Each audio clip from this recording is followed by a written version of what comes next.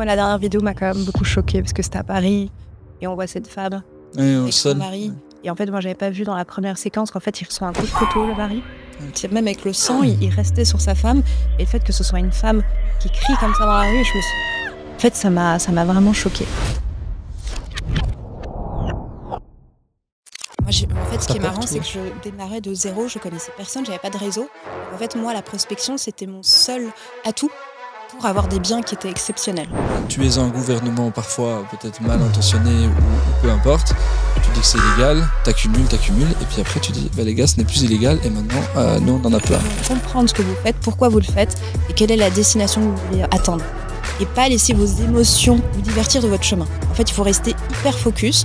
C'est comme ça en fait qu'on réussit dans les cryptos.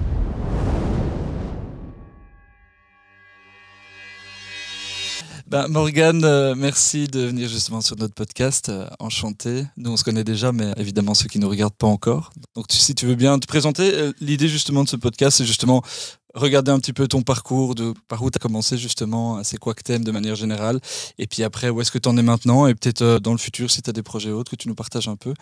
Et évidemment pour ceux qui ne le voient pas encore, on va parler crypto, donc après on peut parler justement du marché, et puis si on a quelques tips pour les gens qui regardent, qui investissent déjà ou pas encore. Il y a sûrement des choses à raconter par notre expérience cumulée justement dans le milieu. Donc voilà. Donc mon prénom est Morgane. J'ai commencé moi d'abord dans le secteur de l'immobilier. Donc professionnellement, j'ai été formée par ce secteur-là.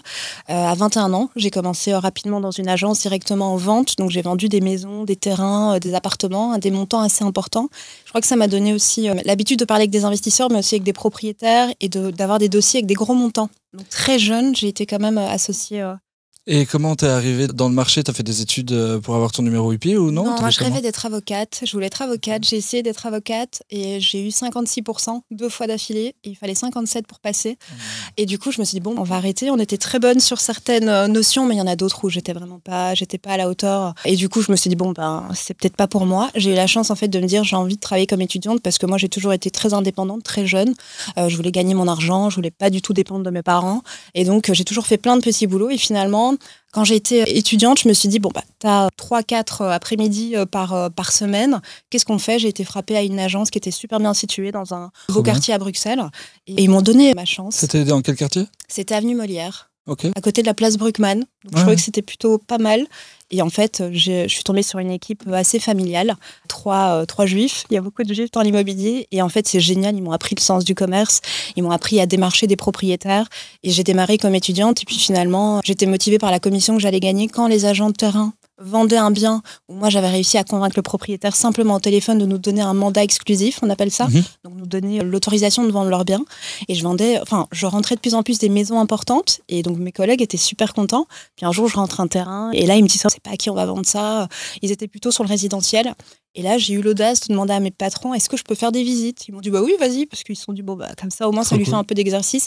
Et je l'ai vendu 3 mois plus tard. C'était 1 million à Place Saint-Job à Uccle. Et en fait, à 21 ans, ils m'ont dit, travaille chez nous, puisque le droit, visiblement, c'est pas pour toi. Et en plus, tu te sens bien, et en plus, tu fais du bon boulot. Donc, j'ai commencé là, et puis j'ai pas arrêté pendant 5 ans. Et tu as fait prospection aussi? Alors, prospection, c'était quand j'étais étudiante, donc j'ai fait ça pendant 6 mois. Par contre, une fois que je suis passée agent IMO, la prospection que je faisais, j'étais plus obligée de la faire. Je la faisais parce que moi, j'avais envie de Tu la faisais comment, ta prospection? C'est quoi? Moi, en fait, ce qui est marrant, c'est que je démarrais de zéro, je connaissais personne, j'avais pas de réseau. Donc en fait, moi, la prospection, c'était mon seul atout pour avoir des biens qui étaient exceptionnels.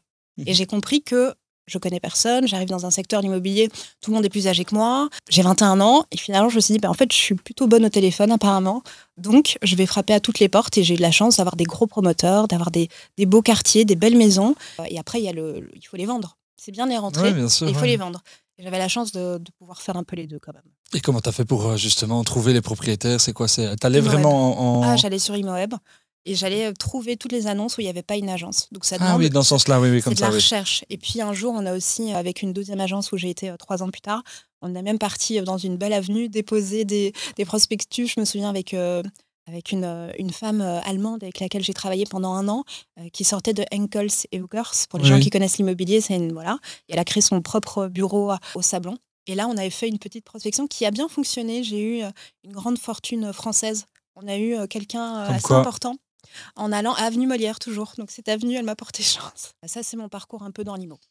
C'est vrai que nous, avec Elvis, justement, qui fait aussi le podcast, pour ceux qui ne connaissent pas, on avait également été déposer des flyers, on en avait imprimé, je pense, 5000.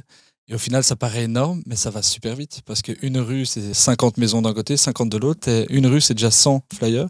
T'en fais 10, t'es déjà à 1000. Donc ça va très très vite. Ça va vite. Ça va vite. Et en plus de ça, dans ton cas, c'est hyper intéressant. Tu découvres à fond le quartier pour la personne justement qui ne le connaît pas. Donc Complètement. c'est hyper intéressant. Ouais. Et on était tombé sur un collectionneur qui n'achetait que des maisons avenue Molière. Et donc on s'est dit, ah bah super, bon, je ne lui ai pas trouvé de maison, mais par contre je l'ai rencontré, on a fait des visites et c'est quelqu'un qui est aujourd'hui encore actif dans l'IMO. Ça c'est chouette comme profil parce que tu sais à qui vendre directement. Ah, oui, ils ont créé leur propre boîte familiale avec ses fils dans l'IMO maintenant, mais il est connu dans un autre secteur, plutôt de la santé en France. Ok, hyper intéressant. Et après tu dis que tu as acheté justement des pièces d'or, or et argent. Tout premiers investissements, c'était ça. Les Maple Leaf, en fait, l'idée, c'était de faire une collection. J'aime bien les Maple Leaf. Et j'essaye d'avoir plusieurs années de ces pièces-là, en argent. Et tu as fait comment pour les acheter et surtout pour les vendre? C'est liquide ou pas? Ouais, très bonne question. Alors, il faut aller dans des boutiques. Enfin, moi, j'ai été dans une boutique spécialisée. Je crois qu'ils ont déménagé. Ils étaient du côté de la gare centrale. Et maintenant, je crois que... Ou alors, ils ont ouvert un nouveau bureau, mais je crois qu'ils ont déménagé. Et en fait, on va sur place. Il y en avait un aussi à Uccle. Mais le prix auquel je devais l'acheter, j'aimais pas. Du coup, j'ai attendu un petit peu. J'ai acheté un autre prix.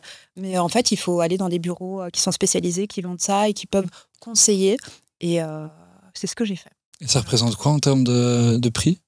Alors, ça dépend parce que moi, c'était il y a quelques années. Je t'avoue que je ne sais plus. Je pense que les prix ont quand même bien augmenté depuis en 2021. Du coup, ouais, les prix ont l'or pas mal pris, l'argent un peu moins.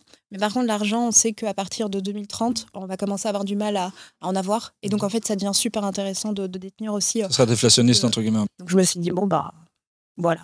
J'en ai pas, je suis pas une grande collectionneuse. J'ai beaucoup plus de crypto que de. Oui, mais c'est vrai que c'est mon premier.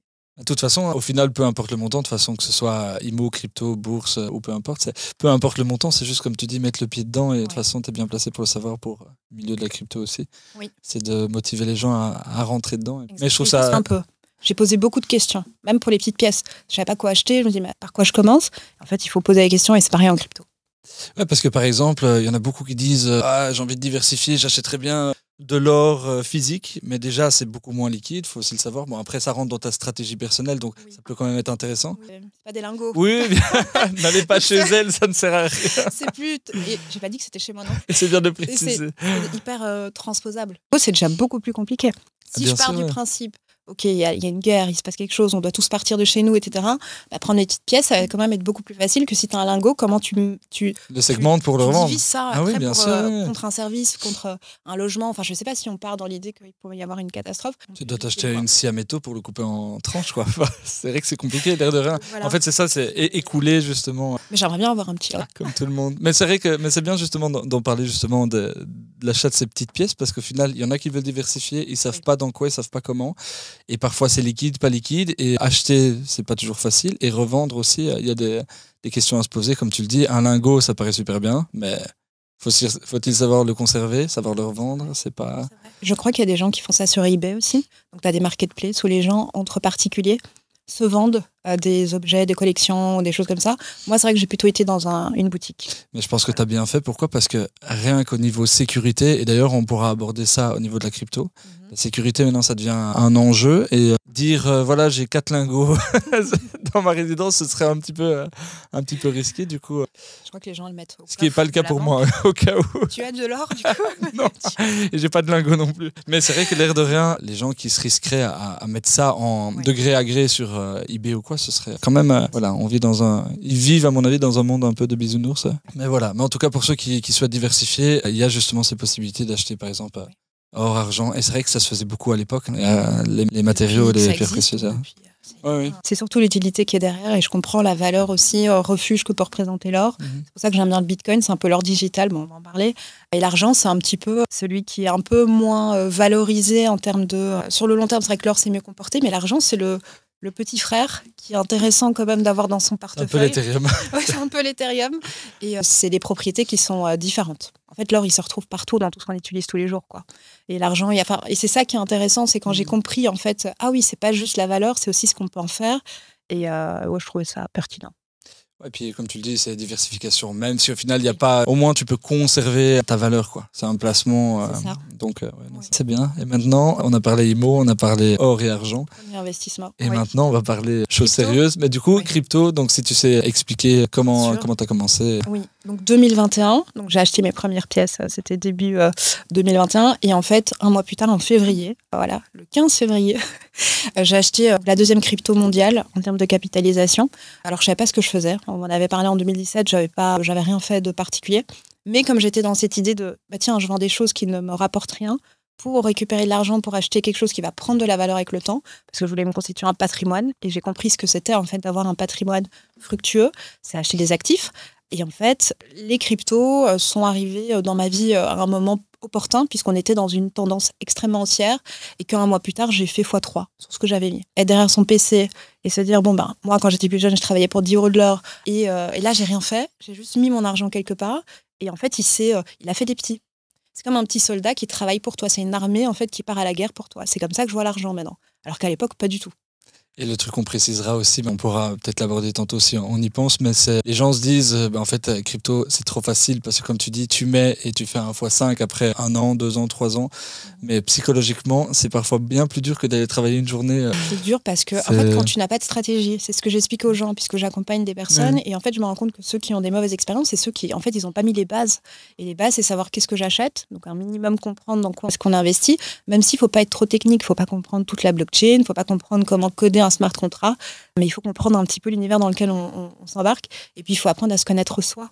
Bien sûr. C'est-à-dire, moi, comme investisseur, je suis comment? Ou investisseuse, au féminin. Je fonctionne comment? Est-ce que je suis tolérante au risque? Est-ce que je suis plutôt bon père de famille? Est-ce que je devrais regarder les prix tous les jours? Est-ce que j'achète et je regarde plus? En fait, tout est possible. Mais tout n'est pas bon pour tout le monde. Ça, on en parlera aussi, oui. Voilà. Mais du coup, tu as commencé comment? T'es tombé dessus, comme tu dis, 2017? Ouais, j'ai payé quelqu'un pendant 1 heure pour qu'il m'explique. Je suis sortie là, je me suis dit, je comprends rien. Ok. Je me suis dit, je vois ce qu'il essaye, mais je ne vois pas comment c'est possible que les États vont laisser passer une monnaie qu'ils ne contrôlent pas. Et voilà, c'est dommage. On le voit au final, parce qu'ils ont mis beaucoup de freins quand même. Donc, c'était quand même sur une J'aurais aimé belle l'acheter, compréhension. Même moi, c'est pareil. Moi, c'était en 2020, je suis rentré. Et en 2018, j'ai des personnes aussi qui me disaient « Ah, regarde. » Et j'y comprenais rien. Et 2 ans après, je me suis dit bon, « Merde, 2 ans se sont écoulés. » Mais quoique, au final, ça dépend aussi des cycles. Et donc voilà, tu es rentré dedans, tu as fait tes premiers investissements. Tu as subi le bear market ou tu étais sorti entre-temps? Oui, clairement. Là, j'ai parlé plutôt du départ. J'ai eu la chance, 1 mois plus tard, x3. Ensuite, quand j'ai vu que ça a fait x3, je me suis dit, apprends tout ce que tu peux sur la blockchain, Bitcoin. Puis j'ai fait une initial coin offering, c'est-à-dire se positionner avant même qu'un coin soit listé. J'ai fait x5 en 1 semaine.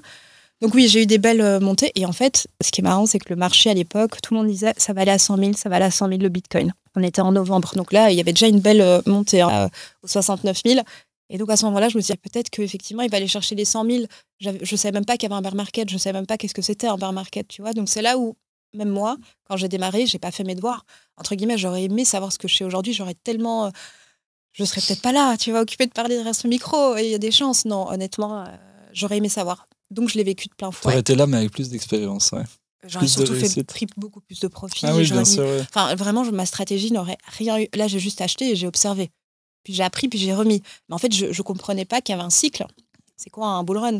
Une tendance haussière, elle dure pendant combien de temps en général, historiquement? Ok, qu'est-ce qui se passe après?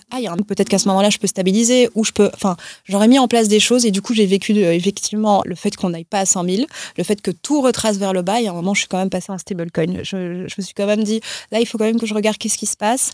Et par contre, ma conviction de ce secteur n'a jamais bougé. C'est là que je suis tombée, moi, amoureuse de la blockchain, de Bitcoin, de cet univers, et que j'ai compris que j'allais plus jamais en ressortir, quoi qu'il arrive. Ok.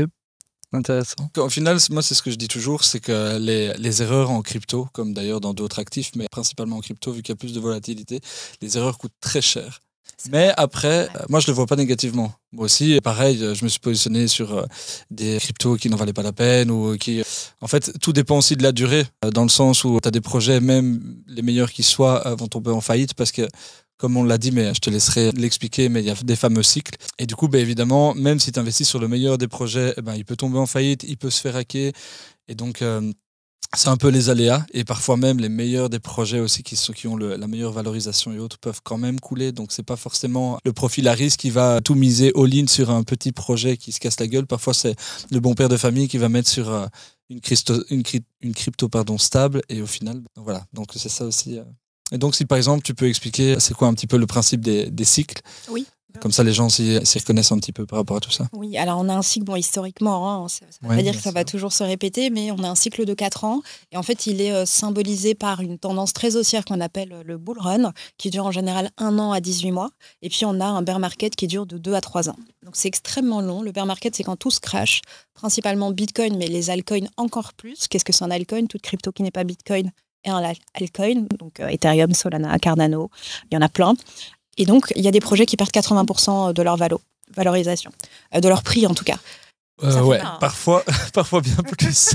Oui, il y en a qui vont carrément à zéro. Et en fait, il faut le savoir pour pouvoir se préparer. C'est à ce moment-là où tous les médias disent vous voyez, c'est une arnaque, c'est une bulle. En fait, non. Il y a simplement un cycle et il faut le comprendre. Et il y a des cycles aussi en bourse. C'est juste que chez nous, c'est un cycle de 4 ans. Pourquoi 4 ans? Parce qu'en fait, tous les 4 ans, on a une division de la production de Bitcoin qui est divisée en deux via le Land Day. C'est le jour où, en fait, on arrive au 210 millième bloc sur la blockchain de Bitcoin. Et tous les 210 millième blocs, il y a une division de la production de Bitcoin. On a un Bitcoin qui est créé toutes les 10 minutes dans chaque bloc. Et ça dépend du halving pour savoir le nombre de Bitcoins qui sont créés. Actuellement, on a 3,125 Bitcoins toutes les 10 minutes qui sont créés sur la blockchain de. Et donc, c'est comme ça qu'est créé le Bitcoin aussi. C'est des récompenses qui sont données aux mineurs qui vont gagner leur bloc. Je vais essayer d'être pas trop technique, mais voilà. Non, mais c'est très très bien. Et puis de toute façon, encore une fois, ceux qui veulent en apprendre davantage, soit ils vont te voir toi, soit sur Internet, il y a plein d'infos. Mais du coup, au final, l'offre se raréfie. Donc comme ça, les gens doivent comprendre. D'une part, l'offre est limitée. Oui. On est d'accord. Et en plus, elle se raréfie dans le sens où il y a de moins en moins de production. Donc c'est d'ailleurs pour ça aussi que le marché est haussé. C'est parce qu'il y a plus de demandes que d'offres, tout simplement. Donc hyper intéressant. Et par rapport au cycle, tu l'as dit, c'est en tout cas dans le passé, c'était du 4 ans. Donc on va voir parce que là, cette année, c'est un peu différent. Ce cycle-ci, il se démarque par rapport aux autres parce qu'on a eu en fait les institutionnels qui sont arrivés dès janvier 2024 avec les premiers ETF sur Bitcoin qui ont été acceptés, dont le plus gros qui est BlackRock, le plus gros gestionnaire de fonds au monde. Et ils ont eu un lancement et ils ont dit que c'était même mieux que les ETF qu'ils avaient sur l'or. Et donc, en fait, c'est là qu'on se rend compte que la demande est là et c'est pas juste maintenant des geeks ou des personnes qui comprennent la blockchain, c'est des gros fonds qui viennent à coups de milliards et ils ont des instruments boursiers aujourd'hui pour s'exposer au prix du Bitcoin. À l'été 2024, on a eu les premiers ETF Ethereum, ce qui montre de nouveau une demande. Ils se sont plutôt bien comportés, un peu moins que Bitcoin. Oui. Et puis là, on a énormément d'ETF en attente pour 17 cryptos différentes. XRP, on en a plein. Ce que ça montre, c'est qu'on n'est plus sur le même marché. On est sur un marché qui est beaucoup plus mature. On est aussi sur un marché qui doit faire maintenant avec des whales qui viennent à coups de milliards et qui ne connaissent peut-être pas l'écosystème, mais ça fait une pression sur le prix. Et donc, ça reste au niveau de Bitcoin, en tout cas, qui est extrêmement rare. L'offre et la demande fait qu'effectivement, Bitcoin est plutôt bien parti, en plus du fait qu'il est acheté par des États entiers et des sociétés qui sont cotées en bourse, notamment. Est-ce que selon toi, le cycle change à cette période-ci? Dans le sens où est-ce qu'on voit vraiment une nouvelle arrivée, quoi? Oui, par exemple, le fait que l'année passée, on a eu un ATH sur Bitcoin, donc un all-time high, c'est-à-dire un sommet historique, avant le halving. En général, quand on a un halving, c'est 3 à 6 mois après qu'on a une hausse du Bitcoin. Et après, on part sur le bull run. Et après le Bitcoin, normalement, c'est les altcoins. Là, on a eu une explosion de Bitcoin à cause justement de cette demande institutionnelle, en anticipation, ce qui fait qu'on a déjà un cycle qui est un peu particulier. Il y a Trump qui est là, il va être là pendant 4 ans au pouvoir. On voit qu'il a fait des changements au niveau de la SEC entre Gary Gensler et Paul Atkins, qui est beaucoup plus ouvert au secteur. On sait qu'il y a le Bitcoin Act qui va arriver sur décision de Cynthia Lummis, la sénatrice du Wyoming, c'est-à-dire 1 million de Bitcoin sur 5 ans. Ils ont envie d'en acheter et pas simplement de partir des 213 000 qu'ils ont déjà à l'intérieur de l'État parce qu'ils les ont saisis. Parce que la plupart des pays qui ont du Bitcoin aujourd'hui, ils les ont saisis. C'était des décisions judiciaires. Et en fait, là, on se rend compte que c'est un mouvement et ce n'est que le début. En fait, c'est ça qui est super intéressant. On a Coinbase qui est rentré dans l'SPI SP500. C'est-à-dire tous les personnes qui sont en bourse et qui ont maintenant des petites parts du SP500, ils sont en fait exposés maintenant en crypto via l'exchange Coinbase. Donc ça arrive un peu partout et j'aime bien voir ça parce que moi qui suis dans l'écosystème depuis 2021, c'est jeune par rapport à d'autres, mais ça fait quand même quelques années, je vois maintenant le changement et des gens du milieu de l'immobilier notamment et du monde tradi boursier parlent différemment petit à petit aussi de notre secteur et ça me fait très plaisir. Ce qui fait plaisir aussi, c'est au niveau bancaire. Oui. Dans le sens où le jour où il faut rapatrier, tu veux rapatrier il y a plusieurs années, bah là, ton compte est gelé, on discute même pas. Ou alors, tu arrives à passer entre les mailles du filet. Et là, maintenant, ça me fait plaisir justement que, par exemple, les États-Unis en parlent énormément. Il y a des gros fonds justement qui investissent dessus, des ETF soient faits. Comme ça, justement, les banques, petit à petit, sont un peu moins réfractaires. Parce qu'il y avait toujours l'excuse au début les cryptos, ça sert uniquement justement à la drogue et au terrorisme. En fait, c'était la première utilisation de Bitcoin, notamment avec ce site sur lequel on pouvait acheter de la drogue, on pouvait acheter plein de choses, du dark web. C'est juste, ça a été la première utilisation. Puis ensuite, il y a eu plein de hacks, puis il y a eu plein d'arnaques. Les 3 pays actuellement dans le top 10 des pays qui ont du Bitcoin, c'est à cause des saisies judiciaires. Donc on a les États-Unis, on a la Chine, on a le Royaume-Uni. Ils ont 200 000, les États-Unis un petit peu plus, la Chine un peu moins de 200 000 Bitcoin, et le Royaume-Uni, ils sont aux alentours des 60 000. Que du Bitcoin saisi. Donc en fait, c'est pour ça que je pense qu'il y a une connotation, c'est parce qu'il y a eu tellement de problèmes, mais qui n'ont rien à voir avec le Bitcoin en lui-même. En fait, c'est ça qu'il faut vraiment faire la différence. Exactement. L'utilisation, puis il y a eu des hacks. Bon, il y aura toujours... Là où il y a de l'argent, il y aura de l'arnaque. Comme toujours. Ok, donc on a parlé justement de la cyclicité. Là, justement, on est en... D'ailleurs, intéressant. Selon toi, on est en période haussière complètement, mais est-ce que... Enfin, je parle pour toi, mais est-ce que on va encore l'être selon toi ou par exemple, si tu dois faire une prédiction pour BTC, tu le vois plus ou moins combien, si tu dois te projeter, bien entendu. Honnêtement, personne ne sait. On aimerait le savoir. Et je pense qu'il y a beaucoup d'estimations qui vont dans le sens des... Moi, j'ai déjà entendu 120 000, 150, 200, 250. Ça dépend. Ça va dépendre. Est-ce qu'on a des achats massifs, notamment des États-Unis, puisqu'on sait que les États-Unis ensuite vont être copiés. J'ai été invitée à la Bitcoin conférence à Abu Dhabi en décembre. Il y avait le fils de Donald Trump qui était là, Eric Trump, qui lui-même a dit sur scène, bon, ben, Bitcoin à 1 million, c'est plus si, mais quand? Oui. Et on a CZ, le fondateur de Binance, sur scène aussi, qui a dit que si les États-Unis actent le fait d'acheter du Bitcoin, pas simplement de faire leur réserve fédérale sur ce qu'ils ont déjà, qui vont être copiés par tout le monde, même par la Chine, qui est le 2e pays en termes aujourd'hui d'actifs en Bitcoin, alors qu'ils disent qu'ils sont hyper fermés, mais pourquoi ils n'ont pas vendu tout le Bitcoin qu'ils ont? Ils en ont un petit peu moins de 200 000 quand même. Donc c'est beaucoup. Donc effectivement, ils pourraient aussi commencer à avoir des réserves parce qu'en fait, ils vont être...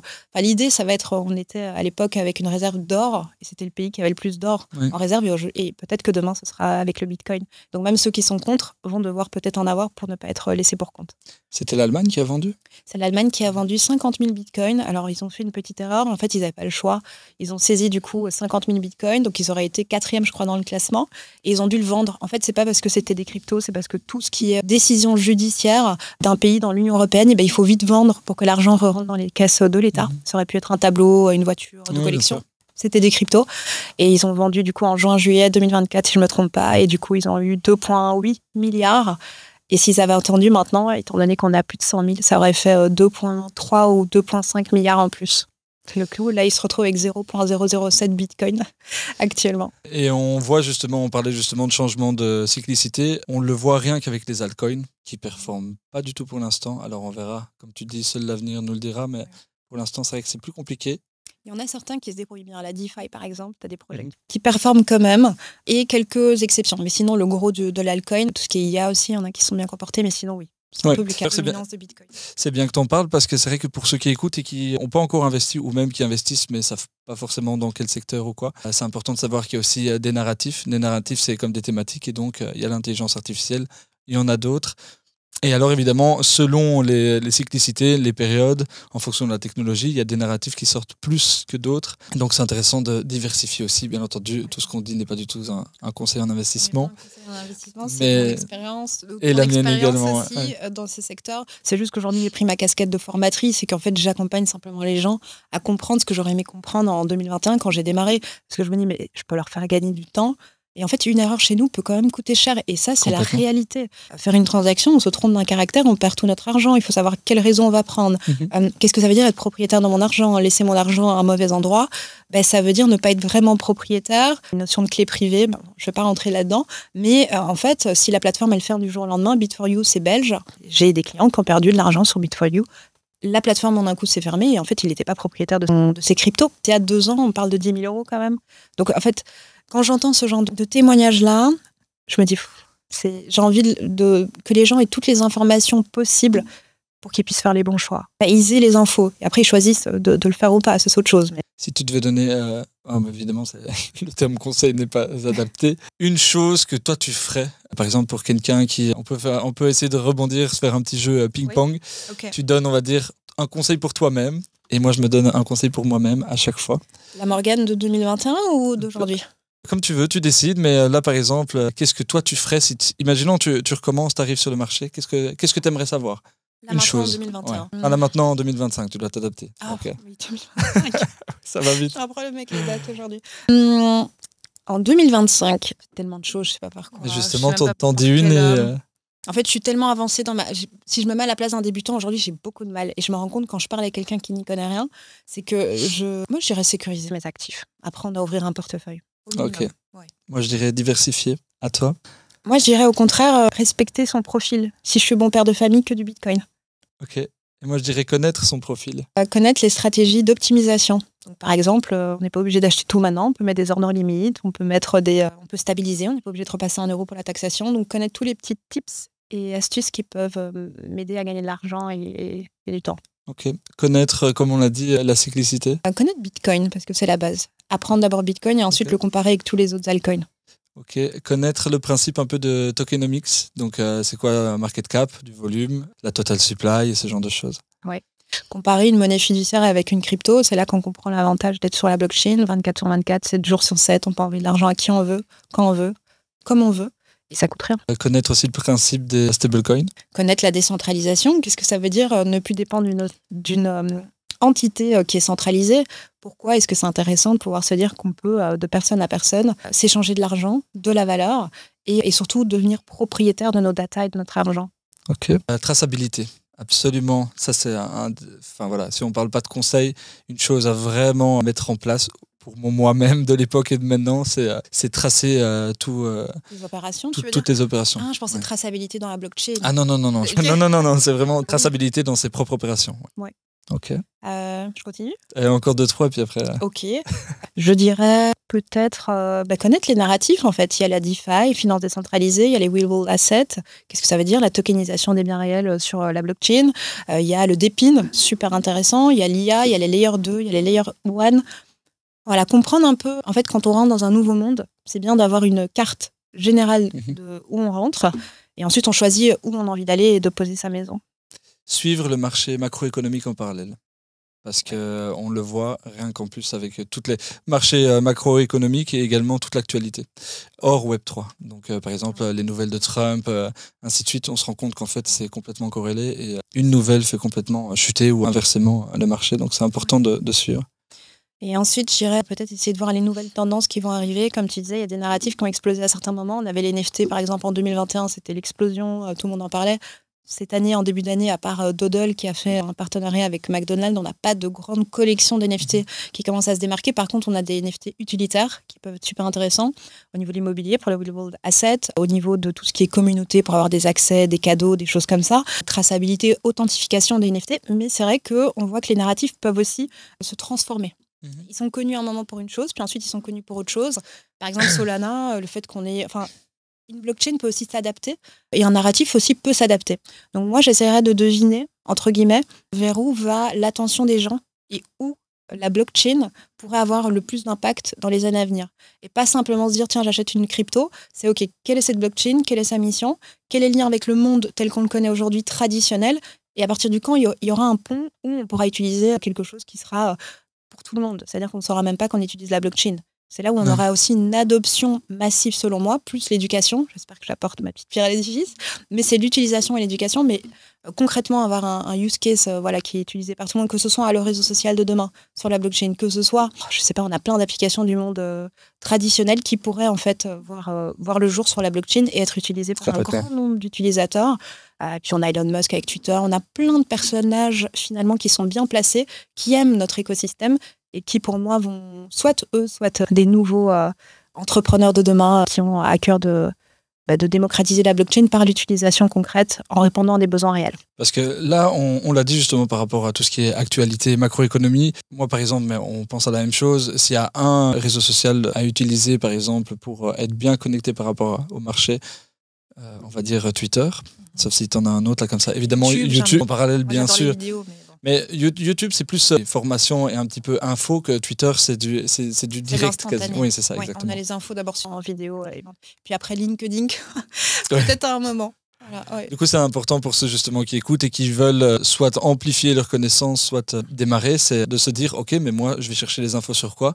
J'ai envie de dire, n'allez peut-être pas sur la télé, aller regarder RTBF ou quoi qui va dire Bitcoin à autant, parce que ça, généralement, comme on le sait, Oui. c'est quand on en parle justement sur les chaînes nationales ou qu'on en parle à un repas de famille, c'est là que c'est le moment où tous ceux qui sont dans le marché depuis très longtemps pensent petit à petit à sortir. Donc il faut se renseigner avant. Il faut être au plus près de la source plutôt qu'attendre, évidemment. Et du coup, pour la RTBF, moi, j'ai un petit rôle de chroniqueuse maintenant. J'apporte ma petite pierre à l'édifice. Mais c'est bien, tant mieux, justement. Tant mieux. Ça, c'est à la radio. Mais par contre, pour la télé, nous, on a une émission quand même dédiée. Bon, c'est à Paris, en France, mais BFM. Oui. Et de nouveau, tous les jeudis, j'ai la chance de répondre aux questions des gens qui débutent et qui n'ont peut-être pas quelqu'un qui posait ces questions. Parce qu'en fait, quand on investit dans l'écosystème, on se rend compte qu'on est vite seul. Il n'y a pas beaucoup de gens. Moi, quand j'ai commencé en 2021, il y avait nobody. Personne ne comprenait c'est quoi la blockchain, c'est quoi Bitcoin, quel est l'intérêt. Je me suis vite retrouvée seule et c'est peut-être pour ça aujourd'hui que je suis formatrice. Parce qu'en fait, j'ai commencé petit à petit à avoir des gens qui venaient vers moi en me disant « Ah oui, tu n'avais pas parlé des cryptos parce que j'ai du mal à… » Et comme j'avais un peu d'expérience, j'ai pu les prendre avec moi et leur montrer. Mais je sais c'est quoi être seule et d'avoir personne à qui… Donc YouTube, Twitter… C'est génial parce qu'en fait, on a des infos qui nous permettent après de pouvoir faire le travail, mais c'est vrai qu'on se retrouve quand même seul derrière son PC. Après, quand il faut acheter sa première crypto, quand il faut faire sa première transaction, c'est un peu plus complexe pour certaines personnes. Je pense que des jeunes qui éclairent le risque, mais quand on arrive avec certains profils et des sommes plus importantes, il faut quand même faire attention. Complètement. Et pour revenir juste aux médias, c'est vrai que, par exemple, je prenais l'exemple, moi je le voyais plus en mode l'actualité. Bitcoin, il sort sur une actualité tous les 6 mois, quand il se passe vraiment quelque chose. Et je trouve que c'est à ce moment-là, il faut évidemment suivre, mais c'est embelli, ça ne représente pas complètement la réalité. Par contre, évidemment, des chaînes comme BFM ou quoi, ça c'est des médias quotidiens qui vont vraiment aborder continuellement. Et ça, je trouve ça hyper intéressant. Et ça… C'est un peu l'équivalent, on va dire, à YouTube ou quoi. Tu as raison, c'est vrai que quand on en parle en général sur TF1, en France 2, ou qu'il y a une mauvaise nouvelle, en plus, les informations souvent qu'ils ont ne sont pas toujours très correctes. Et donc, c'est vrai que ça porte un peu… C'est dommage parce que le secteur est très mal représenté, en fait. Et c'est pour ça que j'espère que on apporte tous notre pierre à l'édifice, toi avec ce podcast, quand on fait des cryptos, avec moi, mon rôle de chroniqueuse ou de formatrice, et d'autres youtubeurs et d'autres personnes qui vulgarisent comme ça gratuitement, c'est génial. Mais c'est vrai qu'il y a une connotation qui est négative sur cet écosystème. Et je pense qu'avec ce qui se passe justement avec les ETF, les institutionnels, les États, etc., qu'on va commencer à avoir un petit changement. Mais il faut être patient. Enfin, ça ne va pas se faire du jour au lendemain, clairement. Mais je pense que quand on pourra faire des choses aussi très concrètes avec notre Bitcoin, comme acheter de l'immobilier, comme ce qui est déjà le cas dans certains pays, comme ça, voilà, je pense que les gens vont commencer à ouvrir les yeux. Oui, complètement. De se passer. Je rappelle quand même que dans les années 90, 90, si des Français vont nous regarder, tout le monde rigolait quand on parlait d'avoir un site internet, à quoi internet sert. Enfin, je veux dire, le fondateur de Microsoft, il était moqué quand il allait sur des talk shows. Et aujourd'hui, quand on voit l'impact d'Internet, c'est incroyable. On a beaucoup vu cette vidéo. Et je pense réellement qu'on est Amazon, sur c'est pareil d'ailleurs. Similaire. Il se moquait bien de lui aussi, avec son idée. Et au final, voilà où il en est. Quoi. Il est au top aujourd'hui. Donc, c'est intéressant même si des sceptiques nous écoutent, je voudrais juste qu'ils se disent peut-être que je vais quand même prendre le temps d'apprendre un petit peu cet écosystème, quoi, avant de juger. La phrase que j'aime bien, je l'ai déjà dit plusieurs fois pendant le podcast, c'est « You don't know what you don't know », donc tu ne sais pas ce que tu ne sais pas. Et rien que avoir sans dénigrer bien entendu, mais cette intelligence de se dire et de se l'avouer, je ne sais peut-être pas tout, et peut-être que je vais me renseigner même si j'ai mon idée et je suis braqué dessus, aucun souci. Mais formez-vous ou informez-vous et peut-être que en fait ça va ouvrir un petit déclic qui va vous faire ok, mais en fait je suis ouvert et je veux bien me former, et il y avait des choses que j'étais pas au courant du tout. Et quand on regarde la famille Trump, tu vois, ils viennent exclusivement de l'immobilier. Et il l'a dit sur scène quand Eric Trump, le fils de Donald Trump, il a dit, vous savez, nous c'était le tangible, l'immo. On est connu pour ça. Donc la première fois qu'on m'a parlé de Bitcoin, c'était mais non, pas du tout. Quand on est habitué à une classe d'actifs, elle a certaines propriétés, donc Bitcoin est totalement différent de tout ce qui existe. Donc je vais parler juste de Bitcoin. Il y a les altcoins, mais on va rester sur l'actif principal. En fait, c'est un changement tellement difficile, je pense, pour les investisseurs qui investissent depuis longtemps dans la bourse ou l'IMO et qui ont leurs habitudes, que je peux comprendre que c'est compliqué. Et encore là, je parle que des investisseurs. Il y a ceux qui n'ont jamais investi de leur vie aussi. Bien sûr. Donc voilà, il y a différents niveaux. Mais j'aime bien prendre l'exemple de la famille Trump parce qu'ils ont vraiment fait le changement entre on n'aime que l'IMO, le tangible, le corporel. Moi, j'ai commencé dans l'IMO quand j'étais plus jeune et j'adorais l'IMO. Et je voyais que ma vie en me disant, bon, je vais être propriétaire, je vais avoir plein. Et maintenant, je veux avoir le plus de Bitcoin possible, quoi. Oui, du coup, chacun, oui. Voilà. Tu l'as dit, et au final, on se rend compte, il y a aussi l'aspect technologie. C'est vrai que si on faut donner, je veux bien donner un conseil, c'est formez-vous, quoi. Dans le sens où une personne, c'est un peu triste, mais la réalité, c'est que la technologie évolue mais extrêmement vite, que ce soit Web3, intelligence artificielle, ou même Web2 de manière générale. Il y a des personnes maintenant et bon, c'est dommage, et formez-vous, justement, tout est possible, mais qui savent déjà même pas envoyer un email. Donc, va leur demander de leur expliquer un concept, justement, de crypto-monnaie et de envoie de l'argent, et si tu te trompes d'une lettre, tu perds tout ton transfert et tout, mais ils vont dire, mais jamais. C'est vrai, moi j'ai eu un couple compliqué. de retraités qu'un avocat m'a envoyé en me disant, il faut que tu les guides parce qu'ils veulent acheter du bitcoin, mais je sais pas comment ils vont s'en sortir. Et effectivement, ils avaient un peu de mal déjà sur les basiques. Et l'avantage, c'est que tu peux prendre leur PC à distance. Alors ne faites pas ça avec n'importe qui, parce qu'il y a beaucoup d'arnaqueurs, malheureusement, qui prennent le PC à distance des gens, qui leur font ouvrir des exchanges. Et c'est vrai que j'ai dû leur montrer, et ils ont quand même réussi à acheter du bitcoin. Mais c'est vrai que quelqu'un qui n'a pas les bases, c'est-à-dire Internet, vraiment s'en sortir avec, c'est compliqué pour les cryptos, évidemment. Ça, c'est une réalité. Donc, il faut se former. Il n'y a pas d'autre solution. Également, quand tu disais justement prendre, on va dire, la prise en main pour aider des gens, si vous n'êtes pas calé dans le domaine, et d'ailleurs même si vous l'êtes, faites quand même attention, parce que si vous faites une erreur, peu importe, ça peut arriver, une erreur de touche, une erreur de... Enfin voilà, on n'est jamais à l'abri d'une bêtise. Entre guillemets, vous êtes responsable, et ce serait vraiment dommage aussi. Donc, c'est vrai que les erreurs vont très vite. Elles coûtent très cher, mais elles vont très vite également. Donc, bien sûr, bien sûr. Bon, après, moi, c'est mon rôle de formatrice. Et, dans ton cas, bien sûr, mais je veux dire de manière générale, ceux qui nous écoutent. Générale, parce que j'entendais des histoires où c'est j'investis pour moi-même, et j'ai des potes qui me demandent, tu veux pas investir pour moi? Du coup, je lui prends 17 000 boules et j'investis. Et tu te dis, ouais, mais si jamais tu fais cracher le truc, c'est toi qui es responsable. Et puis, au-delà de l'aspect responsabilité, ton compagnon ou peu importe a perdu énormément. Donc il y a quand même, faut quand même faire attention à tout ça aussi. Moi, je pense qu'il faut être responsable. Quand on met son argent dans quelque chose, il faut le comprendre. Enfin, de nouveau, je le répète, mais on n'investit pas dans ce qu'on ne comprend pas. Donc déjà, dépendre uniquement d'une personne qui va faire pour vous toutes les opérations, qui va faire votre stratégie. En fait, vous dépendez de cette personne. Si la personne demain elle est écrasée par un bus, vous faites quoi? Donc il faut vraiment... Surtout dans ce secteur-là, où au final, si tu n'as pas tes clés... Oui. Oui, complètement. Tu n'as rien de tout. Oui. Donc il faut faire super attention. Même moi, j'aime pas que les gens qui viennent chez moi soient dépendants de moi. Je les rends autonomes le plus vite possible. C'est le but. Ils peuvent pas simplement dépendre de moi. Qu'est-ce qui se passe moi si... La responsabilité est grande. Ouais. Voilà. Donc ça, c'est très important, et j'insiste là-dessus. Donc oui. Tu fais bien. La responsabilité d'Ior, c'est aussi faites votre propre recherche, mais prenez aussi votre responsabilité, parce que quand vous investissez, c'est vous qui prenez cette décision, quoi. C'est pas quelqu'un qui le fait pour vous. Non, du coup, c'est important de se former, clairement. Si on doit donner des petits risques, on pourrait citer maintenant un à un les petits risques qu'il y a justement dans le monde du Web3, parce qu'il y en a énormément. Tu as une idée là comme ça? Risque, cliquer sur un mauvais lien dans un mail. Intéressant. Se tromper de blockchain quand on envoie, c'est un peu le... Mais si tu veux, je vais te laisser la parole pour l'expliquer. Mais il y a différents réseaux, et évidemment, si on souhaite envoyer telle crypto-monnaie vers un autre compte et qu'on se trompe de réseau, l'argent n'arrivera jamais. Donc, explique vite, peut-être en 2 secondes, c'est quoi le principe des réseaux? Il faut comprendre qu'on a... Donc déjà, on n'a pas qu'une seule blockchain. C'est ça, il y a des gens qui sont pas au courant. On a Bitcoin, c'est une blockchain, donc une autoroute. Ethereum, c'est une autre blockchain. Et en fait, la monnaie, c'est Ether, mais on dit Ethereum pour faciliter. On a Solana qui a sa propre blockchain, Cardano qui a sa propre blockchain, etc., etc. Et donc, en fait, on ne peut pas passer d'une blockchain à une autre. C'est-à-dire que si j'ai du Solana, je vais utiliser le réseau. Après, il y a des réseaux des fois, voilà. Bon. Mais en gros, le Bitcoin, par exemple, vous allez utiliser la blockchain de Bitcoin. Je ne vais pas pouvoir utiliser le réseau d'Ethereum. Et puis aussi l'optimisation des frais. À un moment clé, ça peut coûter extrêmement cher, surtout quand les prix vont exploser, de faire des transactions. Alors qu'en fait, si vous attendez un petit peu, ou le dimanche matin, ou des moments propices, il y a moins de gens, et donc le réseau est moins saturé, ça vous coûtera moins cher. Parce que j'envoie 1 euro, 100 000 ou 1 million, les frais ne vont pas bouger. Ouais. C'est l'utilisation du réseau qui vont faire que je vais payer tel frais. Et je vais payer dans la monnaie native de la blockchain que j'utilise.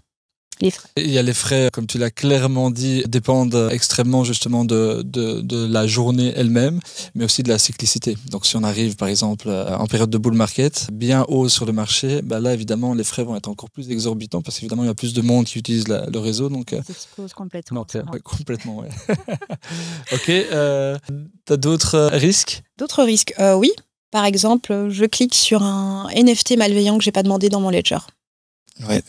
Et ils sont très nombreux, surtout sur Ethereum et Polygon. Moi, j'en reçois tous les jours, mes clients. Et donc, il faut cacher les NFT, il faut être sûr de ne pas cliquer dessus. En fait, si vous recevez, c'est très simple, vous recevez une transaction que vous n'avez pas demandé, attention, qui vous envoie cette transaction, pourquoi? Surtout s'il est marqué 10 000.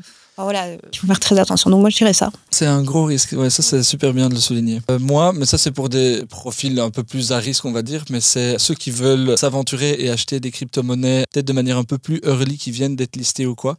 C'est bien regarder, parfois, on parle de tout ce qui est honeypot ou ce genre de petits paramètres.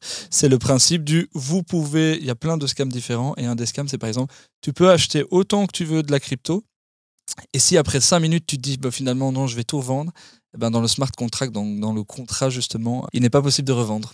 Donc en fait, il n'y a que le propriétaire qui a la possibilité de revendre, mais tous les investisseurs ne peuvent pas. Donc en fait, ça m'est déjà même arrivé à l'époque, c'est tu te dis, tu sais quoi, je vais mettre un tel montant, je vais acheter un petit peu de crypto, et puis tu te dis, voilà, j'ai fait un x3, je vais revendre. En fait, non, tu ne peux pas revendre. Et évidemment, qu'est-ce qui se passe après? La crypto-monnaie chute.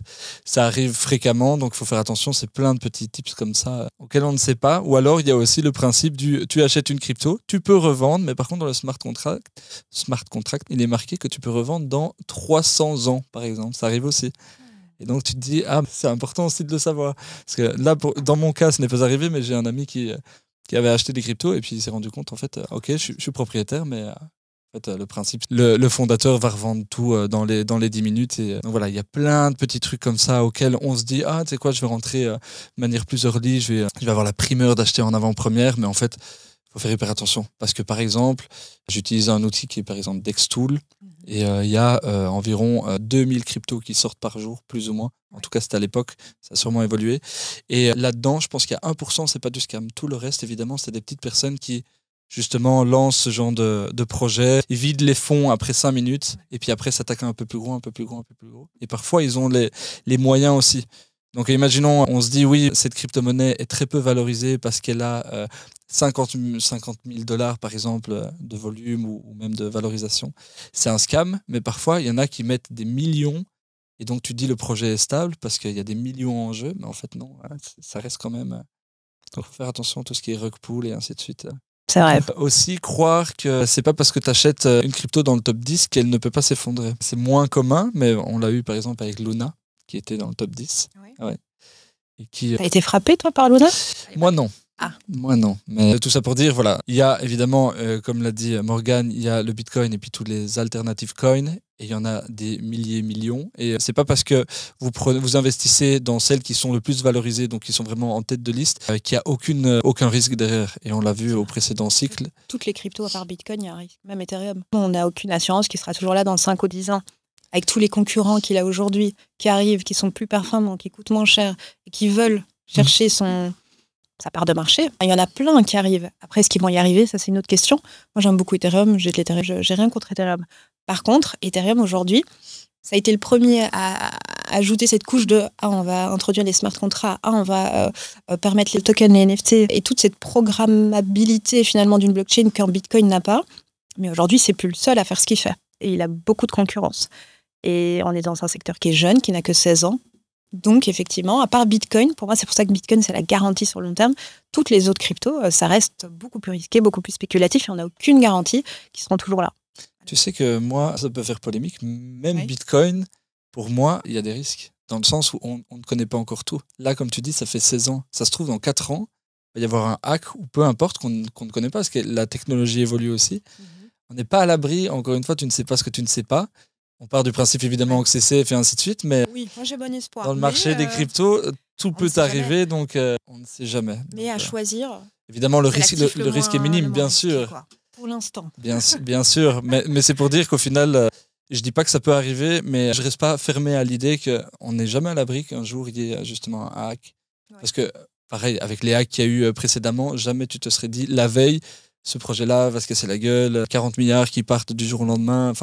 En fait, la différence avec Bitcoin et les autres, les altcoins, c'est que Bitcoin est la blockchain la plus décentralisée actuellement, avec des nœuds quand même qui sécurisent le réseau, qui sont de plus en plus nombreux. Et en fait, on a aussi toute cette résistance, tu sais, à l'attaque, la censure, etc. Donc, qu'est-ce qui pourra arriver aussi sur la blockchain qu'on a aujourd'hui de Bitcoin? C'est ça que je me demande. C'est une très bonne question. Pareil. Ils sont tellement en protection et au plus on attend, et au plus Bitcoin est robuste. Ça sécurise, oui, bien sûr. Donc, au fait, au plus on avance, au plus il a de chances que ça se passe bien. Bien sûr. Quand on regarde mathématiquement ce qui se passe. Mais j'entends ce que tu dis. Mais voilà. Au final, je pense la même chose que toi, hein, clairement. Mais au niveau statistique, au niveau des faits, on n'est pas sûr à 100%. Non, on ne sera jamais. C'est pour ça. C'est l'actif où on a le plus... Bien sûr, mais de toute façon, au Pour final, c'est le même principe il faut diversifier, il faut se former, enfin voilà, tout peut arriver et on le voit même, l'immobilier, c'est une valeur refuge aussi, mais si jamais du jour au lendemain, le marché se casse la gueule avec peu importe, enfin voilà, ou même une guerre ou peu importe, tout peut arriver. Donc, à la guerre, oui, ça va frapper. voilà. Le macro, tu en as parlé tout à l'heure, on est sujet à tout ce qui se passe autour. Bien sûr. Au final, il y a zéro, si on doit retenir, c'est pour ça que moi je dis toujours diversifier, parce que tu as zéro sécurité par rapport à un actif, peu importe lequel. Ouais. C'est vrai qu'en fait, on ne sait jamais ce qui peut arriver demain. Non, mais ça, c'est sûr. Ça, c'est dans toutes les classes d'actifs confondues. Ouais, bien sûr. Ce qu'on avait vu avec l'or à l'époque, mais bon, ça remonte. Mais il y avait les États qui disaient maintenant, vous allez ramener tout l'or chez nous. Et une fois qu'ils ont réaccumulé et que c'était illégal de posséder de l'or, et maintenant qu'ils ont accumulé, ils ont dit c'est bon, on s'en est mis plein les poches. Maintenant, l'or n'est plus illégal parce qu'on est détenteur de la majorité. Et ça a failli se passer. Qui est illégal dans certaines parties du monde et qui est peut-être. C'est là où on voit qu'il y a un lien entre l'or, quand même, le bitcoin, certaines nations. Mais oui, tu as tout à fait raison. Oui. Ouais.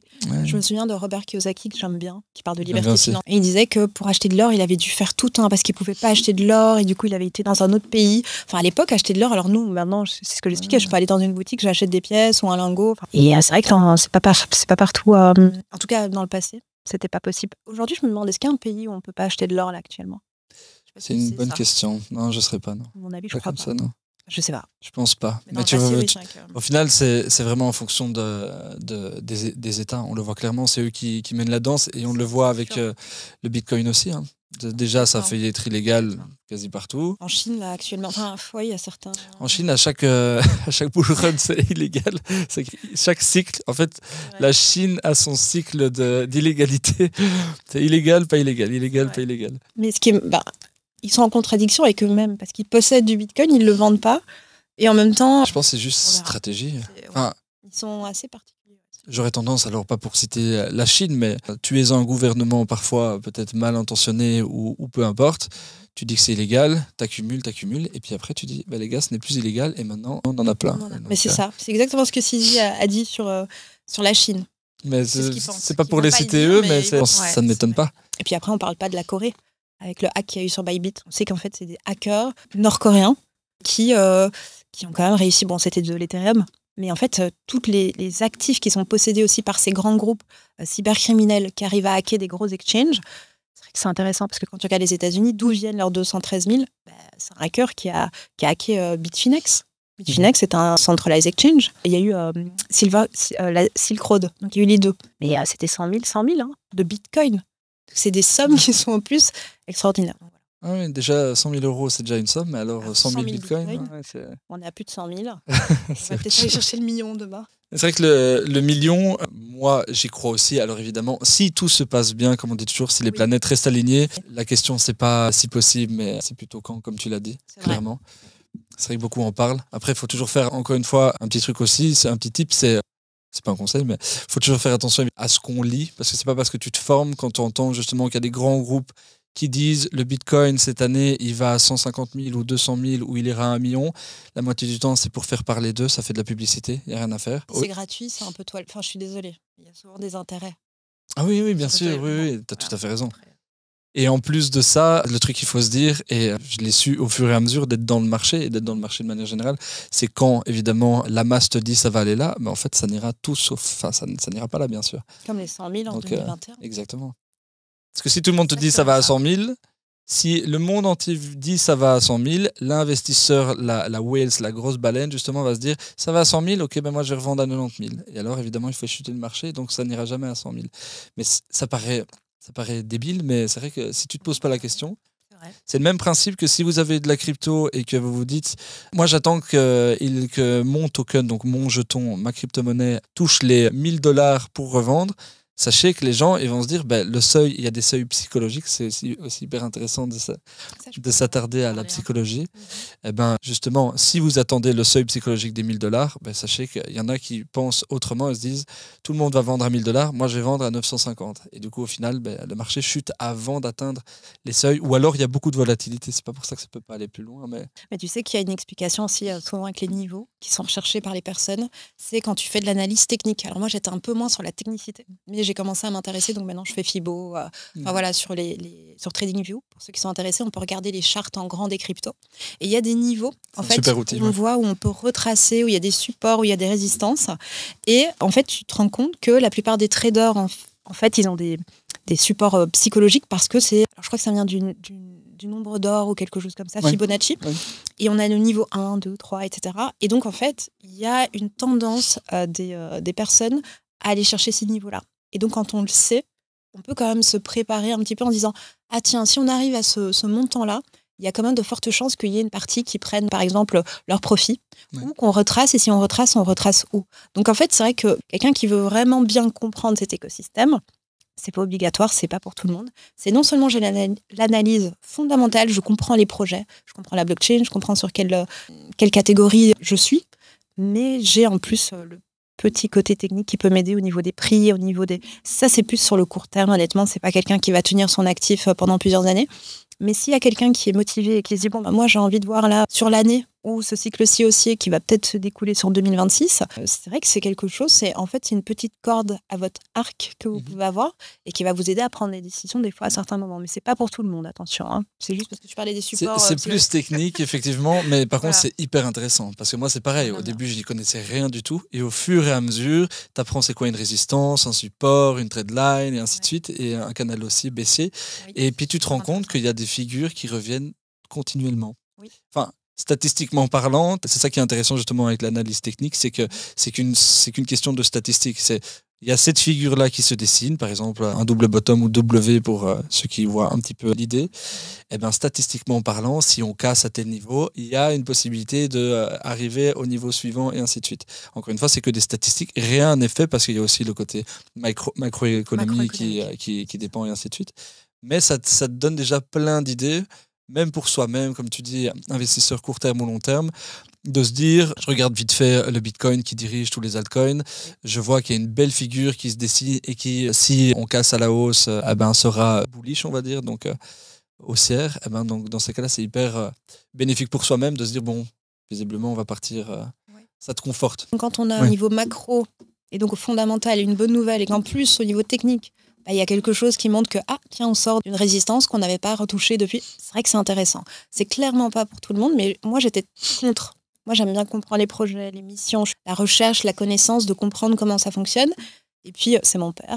Il m'a dit, Morgane, il faudrait quand même que tu regardes une charte, parce que lui, il regarde que la bourse. Et il regarde les chartes tout le temps.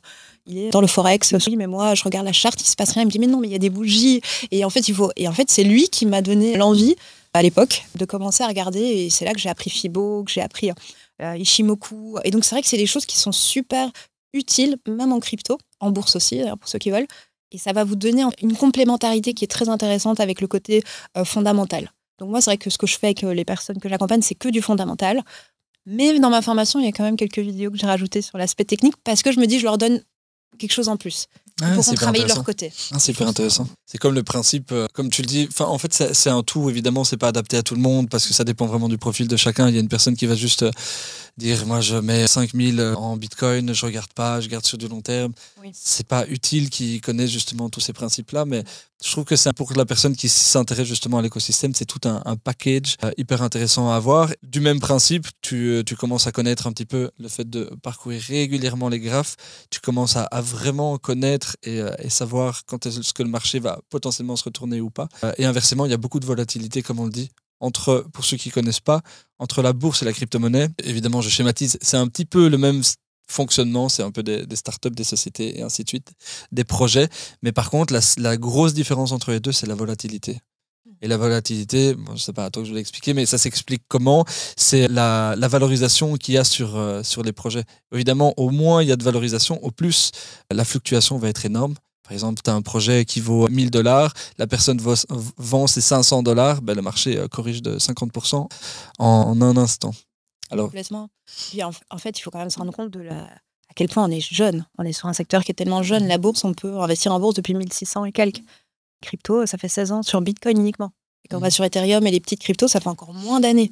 Forcément, quand il y a quelque chose qui bouge chez nous, c'est beaucoup plus volatile et on le sent beaucoup plus fort. Même si sur Bitcoin, on commence à un peu moins le sentir, c'est plutôt les altcoins qui, eux, par contre, bougent énormément. Donc ça, c'est vrai que c'est un aspect à prendre complètement en compte quand on démarre. S'il y a des débutants qui nous écoutent, faites très attention. C'est vrai qu'on est sur un marché qui est très volatile. Et c'est pour ça que tout le monde ne devrait pas regarder les prix tous les jours non plus. Donc là, je partais de l'esprit de la technicité et de regarder les graphes, mais c'est pas pour tout le monde. C'est si vous avez envie. Et puis, je me mets juste à la place de quelqu'un qui découvre le premier cycle, donc qui rentre maintenant en 2025, et qui se dit, mais comment est-ce que je vais vraiment savoir quand on rentre dans la phase baissière dont j'ai parlé du cycle ? Peut-être qu'en regardant le graphe, tu vas voir qu'à un moment, on reste quand même très en dessous d'un certain niveau pendant très longtemps. Mais bon, après, tout le monde en parlera aussi. Mais c'est vrai que c'est des petits indicateurs. Je pense juste à ceux qui se posaient la question, est-ce que je devrais savoir lire un graphe ? Ça peut être sympa quand même. Une phrase que j'aime beaucoup et qui parle, c'est les arbres ne montent pas jusqu'au ciel. Donc quand tu as compris ça et que tu vois que justement sur ton graphe, tu as des bougies vertes. Moi, j'ai vécu ça en 2021 quand même. J'aurais dû sortir à certains moments et je ne l'ai pas fait parce que je me suis dit, c'est bon, ça va continuer. Parce que tout est possible. C'est ça qui est. C'est pour ça qu'il faut. En fait, il faut se rendre compte que tout est possible sur le futur, mais en fait, pas forcément là maintenant. Et c'est vrai que quand on n'a pas de repères, et c'est ça en fait. En fait, avoir une stratégie, c'est avoir une route, c'est avoir un plan, et c'est suivre son plan du début à la fin. Et c'est le plus dur, c'est que les gens sont dans les émotions quand ils investissent en crypto. En fait, il n'y a pas d'émotion quand tu investis en crypto. Tu as une stratégie. Tu te mets en place des choses, idéalement quand c'est pas en pleine ébullition, et ensuite tu dois les suivre. Moi, j'ai des personnes que j'accompagne, au début, ils viennent chez moi, ils me disent « Moi, je suis mon père de famille, Morgane, tu sais, j'ai de l'immobilier, je veux juste un petit peu. » 3 mois plus tard, bon, Morgane, finalement, c'est de crypto, alors... Et ils partent complètement, et je me dis « Il faut que je les remette un petit peu sur... » Donc, les émotions, ça va très vite, et c'est là où c'est bien... Voilà. Parce que là on parle d'argent, et c'est vrai que tu l'as dit quand tu es rentré dans le marché à l'époque. Pour ceux qui ne connaissent pas, et encore, moi, je ne suis pas là depuis le tout début. Donc, quand dans les cryptos ? Moi, 2020. Avant, début, ouais, un truc comme ça. Mais je ne suis personne, mais pour expliquer un petit peu pour ceux qui ne connaissent pas du tout le marché, c'est quand il y a des phases haussières, c'est vraiment, on a une phase qu'on appelle la phase d'euphorie, où justement, tu t'endors et le lendemain, tu te réveilles, ta crypto-monnaie, ton montant, il a fait x2, x3, x4, tout peut arriver. C'est vraiment, et du coup... La personne qui au début se dit, comme tu l'as dit, je suis bon père de famille, j'invente 1 000 euros et une fois que je serai à x3 ou quoi, je sors tranquillement. Et puis en final, tu te rends compte que tous les jours, c'est 30% de plus et des 30% de plus par jour, ça arrive très fréquemment. Petit à petit, tu commences à rentrer dans cette fameuse phase d'euphorie et c'est là pas du gain. Et qu'en fait, moi, quand je dis tout est possible, c'est que tu vas te dire, allez, tu sais quoi, bon père de famille, je sors, j'ai ma strat, c'est bien. Tu vas peut-être sortir, mais peut-être derrière, il va peut-être faire encore 1 x 10. Tout est possible. Mais par contre, évidemment, on en revient justement à la statistique. C'est qu'au plus ça monte, au plus statistiquement parlant, tu as des chances que ça se casse la gueule. Donc c'est là qu'il faut prendre des profits, évidemment. Au plus, pareil, les arbres, mais il y a aussi l'élastique. Au plus l'élastique se tend, au plus il va casser un moment. Donc faire attention. Après, il y a des théories qui disent que Bitcoin pourrait partir dans un super cycle et ne plus jamais... Bon, je préviens juste au cas où 2026 est exceptionnel et qu'on continue et qu'en fait, on ne retombe pas au point des cycles précédents. Je parle surtout pour les alts. Ouais, les alts. Bitcoin, c'est à part, encore une fois. C'est vrai que c'est pas la même analyse, c'est pas le même type d'investissement, je trouve. Parce que d'une part, tu peux te permettre d'être très long terme et de t'en foutre. Les alts, étant donné que même si c'est le meilleur des projets, s'ils corrigent et qu'on arrive dans une phase baissière pendant, par exemple, 2 ans, comme tu le dis, même si c'est le meilleur des projets, derrière, il y a quand même des employés, il y a des locations, il faut payer tout ça. Et donc, le projet peut couler. Et donc, c'est parfois risqué. J'entends beaucoup de personnes, et moi-même, de me dire, cette crypto-là, je la garde pendant encore 3, 4, 5, 10 ans. Et en fait, tu n'es pas à l'abri du tout que dans 2 ans, elle ne s'en remette pas, quoi. Oui, c'est pour ça que moi, c'est vrai que en général, la sécurité, même en bear market, c'est plutôt du Bitcoin et accumulé parce que le Bitcoin sera un prix intéressant. Mais je me posais la question, et je suis sûre qu'il y a des gens qui se posent la question, est-ce qu'on reverra un Bitcoin à 40 000, 30 000, 20 000 ? Je ne suis pas certaine. Donc il y a aussi, il faut voir. Ça ne veut pas dire que c'est impossible, mais oui, il faudrait qu'il y ait une guerre, il faudrait qu'il y ait vraiment quelque chose, et encore. Donc, commencer à accumuler, parce qu'on me pose toujours la question, j'investis quand ? Il faut que je commence quand ? Est-ce que c'est pas trop tard ? Bitcoin est à 100 000.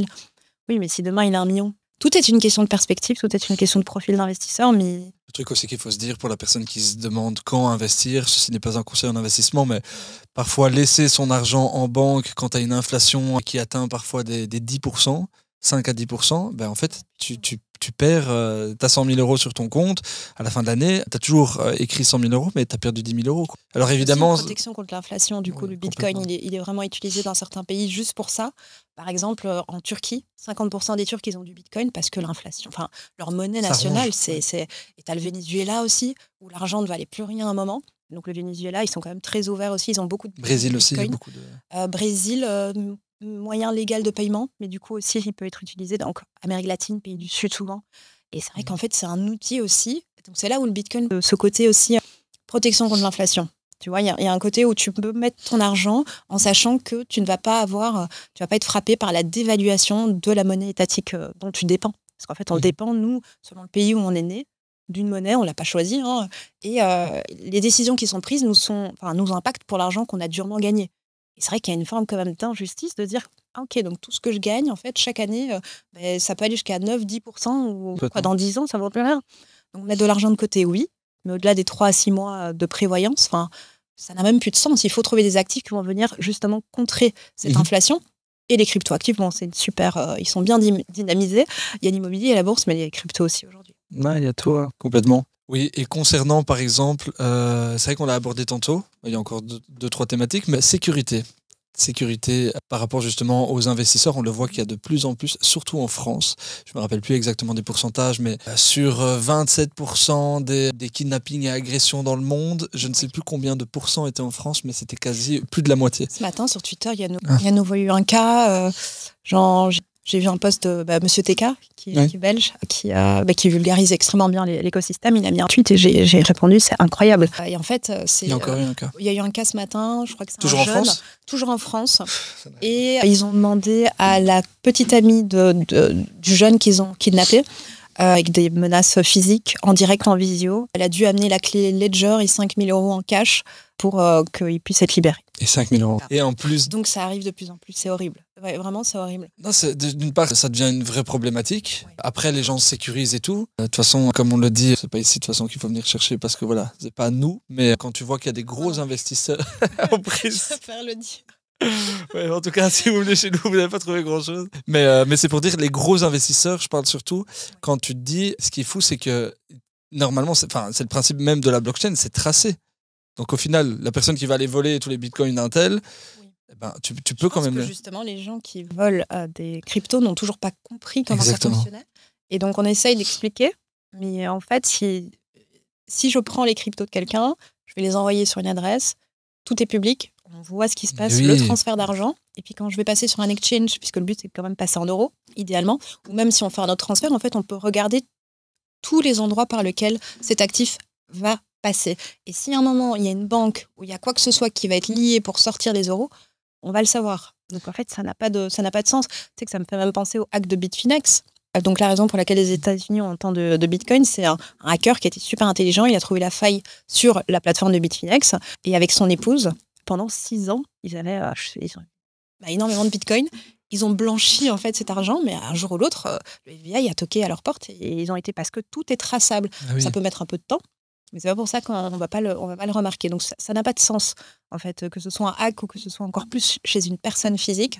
En fait, pourquoi les cryptos à ce point-là ? Enfin, je veux dire, il y a d'autres personnes qui ont gagné beaucoup d'argent avec d'autres. Donc c'est vrai que c'est un truc que j'ai du mal à... Je pense que c'est parce que les gens sont entre guillemets détenteurs de leur propre accès et c'est pour ça qu'au final c'est plus facile plutôt que de te dire je vais aller... Oui, non, bien sûr. Alors que c'est pas du tout à juste titre, mais ils pensent justement que c'est plus facile que d'attaquer par exemple quelqu'un qui a un gros compte en banque ou quelque chose comme ça, je pense. Bien que ça se faisait quand même à l'époque. Mais maintenant, évidemment, il faut justifier, c'est plus compliqué. Mais par contre, avec les cryptos, encore une fois, tout est tracé. Et les gens, justement, ce qu'ils doivent comprendre aussi, c'est, imaginons, tu voles pour 1 million de cryptos et tu te dis, ouais, mais moi, ma strat, c'est que je vais la faire passer dans 10 000 comptes. D'une part, on s'en fout, c'est pas un problème. En plus, maintenant, avec les plateformes qu'il y a, tu mets toutes les adresses des comptes, elle va te retrouver facilement. Et puis, imaginons, pour le plus malin, il va prendre justement ces 1 million. Et dans 10 ans, il va se dire, c'est bon, je suis blanchi, je vais aller m'acheter une Ferrari à la concession. Gling, gling, il y a caméra de surveillance, carte d'identité, ou alors la plateforme. Et donc, au final, c'est ça que Mais je pense, encore une fois, c'est juste une incompréhension de la technologie elle-même. Il y a un couple qui, pareil, je crois que c'est pour le Royaume-Uni, à des arnaqueurs. Et en fait, ils ont acheté des biens. Donc, ils ont fait ça en Chine, puis ils ont été au Royaume-Uni pour acheter des biens immobiliers de luxe, des choses comme ça. Et un jour ou l'autre, ils se sont fait attraper. Donc, à un moment, si c'est pas tout de suite, vous allez vous faire attraper parce que tout est traçable. Donc, à un moment, on va remonter. Mais en fait, il n'y a pas meilleure technologie pour tracer. En fait, c'est ça. C'est ça pas le problème. Juste, c'est bien pour nous, mais c'est leur problème à eux. Mais c'est bien qu'on en parle dans ce podcast aussi, voilà, parce que oui, au cas où il y en a qui regardent. Je pense qu'il faut en parler et comprendre. Non, mais c'est hyper important. Les cibles, moi, je pense pas être. Voilà, en fait, c'est pas les meilleures personnes à aller chercher les détenteurs de crypto pour aller. Non, complètement. Et puis en plus maintenant, de toute façon on le voit, tu as aussi tous les systèmes justement de multisig où il faut que tout le monde signe en même temps la transaction pour qu'elle passe. Bref, mais je pense que les whales justement, pour ceux qui savent pas c'est quoi, justement c'est les gros détenteurs de crypto-monnaies. Eux justement, vu qu'on parle généralement de gros montants, ils mettent les choses en place à ce niveau-là. Donc voilà, je pense qu'ils sont... Oui, c'est ça. Donc c'est bien plus compliqué que... Voilà. Mais bon, après... Mais c'est vrai que, et surtout particulièrement en France, je pense que c'est un gros problème pour eux pour l'instant, c'est ce niveau-là. Mais je pense que, après, à voir, mais je pense que c'est à avouer, à s'améliorer. Pourquoi ? Parce que ça va devenir de plus en plus public, le fait qu'au final, c'est pas du tout intéressant pour justement les personnes qui procèdent justement à tout ce qui est kidnapping. Parce qu'au final, encore une fois, pour le moment, c'est méconnu, tout est tracé. Mais une fois que ça va devenir vraiment publié et partagé, petit à petit, je pense que ça va se tasser. C'est juste que là, pour le moment, on parle de gros montants. Les gens ne connaissent pas encore tout. Donc, Puis là, il y a eu des décisions assez intéressantes qui ont été prises au niveau de la France. Le fait que parce que c'est les entrepreneurs quand même qui ont l'air d'être visés, ou des influenceurs, des gens qui sont mis en avant, et la famille autour. Et maintenant, il ne faut plus publier l'adresse forcément. Et ça, c'est vrai que c'est déjà on voit que l'État français essaye de mettre en place quand même des choses dernièrement. Ah, mais c'est bien. Ouais. Ça change. Mais c'est là que tu vois qu'au final, le marché évolue complètement. Il y a du positif, du négatif. C'est intéressant. Ouais. Oui, moi, la dernière vidéo m'a quand même beaucoup choquée parce que c'était à Paris et on voit cette femme avec son mari. Ouais. Et en fait, moi, j'avais pas vu dans la première séquence qu'en fait, il reçoit un coup de couteau, le mari. Quand on a vu un autre angle, oui, parce que moi, à un moment, je pouvais plus regarder cette vidéo quand j'ai compris en fait je voyais que c'était violent, mais j'avais pas vu qu'en fait, même avec le sang, il restait sur sa femme. Et le fait que ce soit une femme qui crie comme ça dans la rue, je me suis dit, en fait, ça m'a vraiment choquée. Et là, j'ai compris qu'on n'était plus du tout. Et là, tu vois, ce matin, enfin bref, j'espère que ça va se calmer, que les gens vont comprendre. Et je pense que comme il y a une mauvaise connotation des cryptos de manière générale, les personnes qui ne sont pas de l'écosystème se disent « Oh, de toute façon, c'est l'argent je sais pas, du terrorisme. » Je ne sais pas ce qu'ils pensent, les gens qui ne sont pas dans ce secteur-là. Et du coup, ils ont peut-être moins d'empathie pour les gens qui ont des cryptos. Surtout si c'est des gens qui se mettent en avant et qui ont beaucoup d'argent et qui... Voilà. Alors que non. C'est pas la bonne méthode et tout est traçable, donc ça n'a pas de sens. Donc, voilà. C'est juste exprimé pour ceux justement qui investissent ou pas encore, enfin surtout généralement ceux qui investissent pas encore, c'est de comprendre aussi l'aspect psychologique. Que vu que c'est un marché qui bouge beaucoup et qu'il y a énormément de hacks et de problématiques et de pertes, de faillites, donc voilà, il faut aussi se dire aussi que les gens qui investissent sur ce marché-là et de manière générale, par exemple on le voit avec les traders. Je fais vite une aparté avec, par exemple, l'aspect bourse. Les traders, ceux qui n'y connaissent pas, se disent « trader pro, il fait 100% de perf ». En fait, non. Il est juste au-dessus de la moyenne, mais en fait, ça lui permet d'être en gain. Et il faut se dire que ça, c'est des gens qui sont formés à ça, c'est leur métier. Alors, les gens qui ne sont pas formés, par exemple, dans le milieu des cryptos, 95% des gens, généralement, c'est ce qu'on dit toujours, c'est 95% du marché qui se casse la gueule pour que les autres, justement, en tirent des bénéfices. Donc... Et avec tout ça, tu as l'aspect psychologique. Et donc, c'est vrai que pour ceux qui ne sont pas préparés, si jamais vous investissez, d'une part, comme on dit toujours, une somme qu'on est prêt à perdre et ainsi de suite. Mais il faut aussi être préparé psychologiquement à se dire, OK, je vais faire par exemple 20% de performance aujourd'hui, ça arrive. Mais si le marché se retourne, c'est parfois 40% de baisse sur la journée aussi. Et donc, faut pas croire que c'est tout rose. On a parlé justement, comme l'a dit Morgane, que parfois, si le marché est vraiment haussier, on peut faire des performances qui sont quand même conséquentes, de faire un x2, un x3 ou un x4. Mais ça dépend vraiment du timing. C'est pas, tout le monde ne fait pas ça. Toutes les cryptos ne font pas ça. Et puis, au-delà de ça, même si, imaginons, une personne arrive à faire un multiplicateur x2 ou x3, faut-il encore savoir conserver? Et ça dépend évidemment avec des stratégies de bien rentrer, mais de bien sortir du marché. Et justement, c'est ça que je voulais un petit peu aborder, c'est l'aspect psychologique et 2-3 mots de fin par rapport à tout ça. Bien sûr. Moi, ce que je remarque chez les gens, en tout cas, qui démarrent dans l'écosystème, puisque j'ai quand même beaucoup de débutants, c'est que ils pensent que... Alors, il y a ceux qui pensent que c'est un casino et que ça va être hyper facile et qu'en fait, on est toujours gagnant. Alors non. Et tu as bien fait de le dire, on n'est pas toujours gagnant dans les cryptos, comme dans toutes les classes d'actifs. Et tu as ceux qui pensent que c'est un casino, et tu as ceux qui investissent comme un casino, qui tapoulinent aussi. Et c'est là où il faut reprendre les bases. On n'est pas sur un casino. On met de l'argent dont on n'a pas besoin pour les 3 à 4 ans normalement minimum. On essaie de se former un minimum pour comprendre dans quel univers on rentre, comment est-ce que ça fonctionne, c'est quoi être souverain de notre argent, de notre bitcoin, comment faire une transaction. Donc les émotions, il faut les enlever dans le sens où on a une stratégie qui aligne avec notre profil d'investisseur. On en a parlé dans ce podcast et je pense que c'est vraiment la clé. Mais il y a aussi l'idée de se dire que c'est pas parce qu'il y a des gens qui ont très très bien gagné en rentrant rapidement dans cet écosystème, donc il y a très longtemps, que tout est facile. En fait, on rentre quand même dans une classe d'actifs. Qui dit classe d'actifs dit investissement, investissement des risques. Et il y a du risque aussi d'investir dans les cryptos. Ça dépend comment on le fait, ça dépend qu'est-ce qu'on a mis en place justement. On peut minimiser en fait tous les risques quand on se forme justement, quand on peut lire aussi des livres, on peut regarder des vidéos ou on peut faire appel à des formateurs comme moi. Vous faites ce que vous voulez, mais l'idée c'est de comprendre ce que vous faites, pourquoi vous le faites et quelle est la destination que vous voulez atteindre. Et pas laisser vos émotions vous divertir de votre chemin. En fait, il faut rester hyper focus et c'est comme ça en fait qu'on réussit dans les cryptos. Et au départ, c'est très compliqué parce qu'il y a beaucoup de bruit, il y a beaucoup de sources d'informations différentes et on ne sait pas qui a raison sur le moment. Donc, il faut comprendre, ok, quel est mon objectif et ensuite tenir, vraiment tenir. Et les émotions, elles sont là pour... En fait, les émotions, c'est une information. Hein, voilà, j'ai peur ou il se passe quelque chose ou j'ai l'impression que je vais rater le train. C'est le pire moment pour commencer à faire quoi que ce soit dans les cryptos. Le FOMO, il existe pour une raison, donc Fear of Missing Out en anglais. C'est quand on pense qu'on manque le train et typiquement, c'est ce qui va probablement arriver, je ne sais pas quand le podcast va sortir.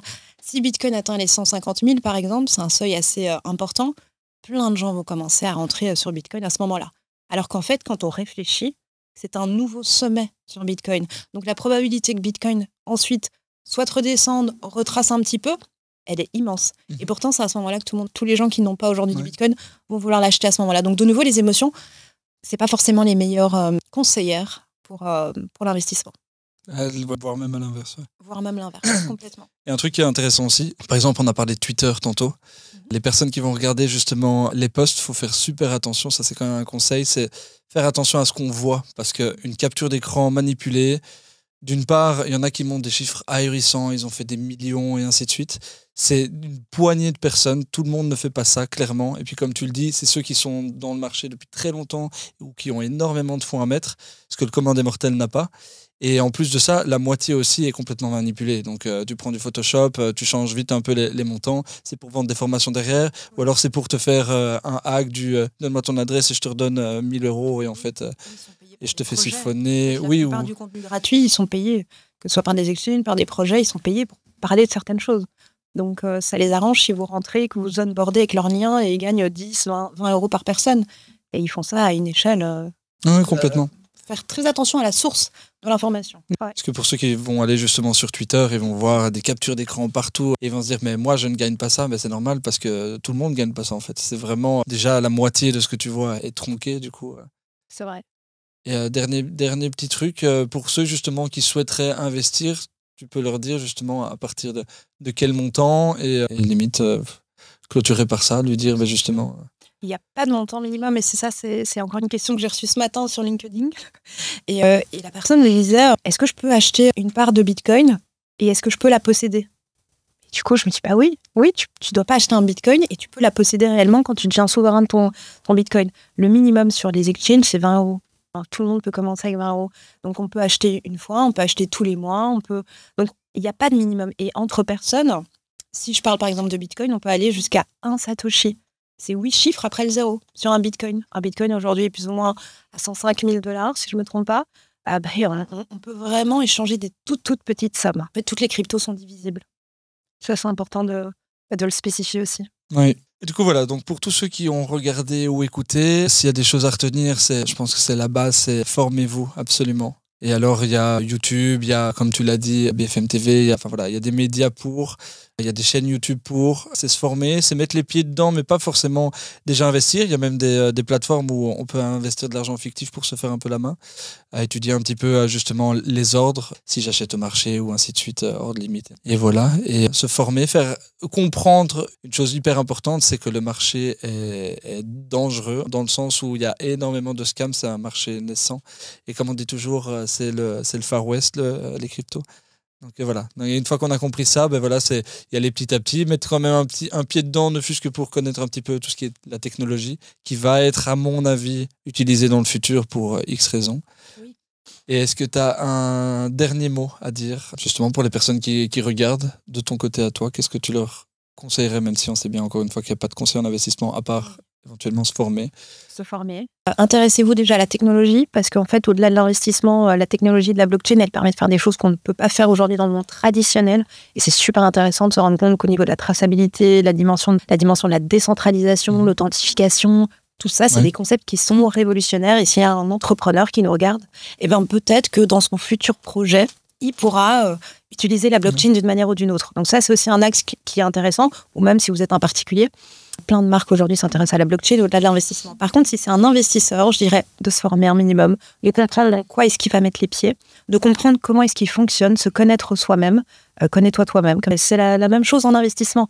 Et encore plus chez nous en crypto, je trouve, parce que c'est beaucoup plus volatile, donc le potentiel est beaucoup plus grand, le risque est aussi plus grand, donc faites attention, ne faites pas ça n'importe comment, mettez en place les garde-fous qui peuvent vous aider à aller chercher ce que vous avez envie d'atteindre. Le potentiel est là, par contre sur le long terme, j'y crois moi personnellement, puisque j'ai de l'argent investi, j'accompagne des gens qui investissent, et je pense que c'est intéressant de s'intéresser à cette classe d'actifs, même si vous ne possédez que de l'immobilier pour l'instant, ou que de la bourse. En diversification aussi, ça a vraiment du sens.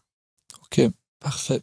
Avant de clôturer, l'exercice qu'on fait toujours, c'est on demande justement à notre invité si tu verrais quelqu'un qui prendrait ta place, entrepreneur ou investisseur. Ça peut être dans le milieu de la crypto ou de l'IMO ou dans d'autres... Voilà, si tu as quelqu'un à recommander justement qui pourrait s'entendre et qui, s'il le souhaite justement, pourrait venir se prêter au jeu. Peut-être dans l'IMO, Leslie de McNash. Ah oui. Qui d'ailleurs doit venir. Il faut encore que je le relance. Mais Leslie, si tu entends d'ici là ou quoi, avec grand plaisir. Mais je pense que c'est intéressant. Ouais. Oui. Donc voilà.